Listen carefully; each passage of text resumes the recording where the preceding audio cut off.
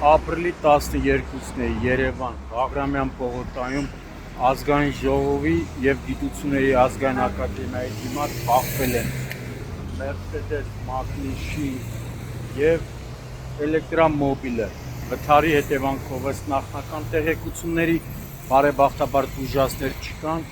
Օպերատիվորեն դեպքի վայր են ժամանել ներքին գործերի նախարարության, ոստիկանության, բարեկային ծառայության, Երևան քաղաքի գնդի 4-րդ գումարտակի պարեկները,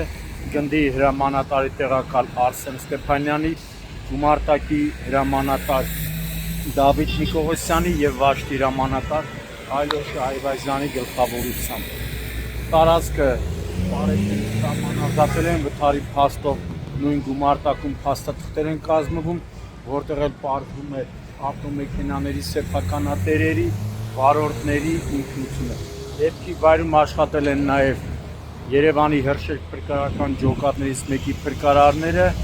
և օպերատիվորեն նաև ժամանել է Երևանի 103 շտաբ օգնության բժիշկների հերթապահ խումբը,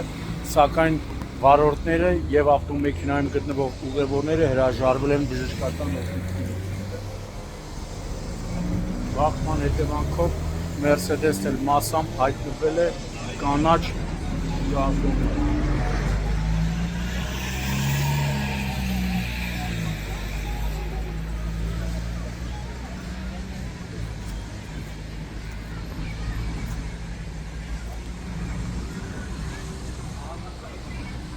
Mercedes-ի հետևի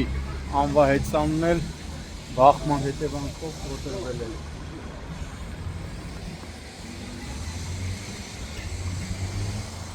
Այվազյան ջան, մի վարքյան ես կոմ։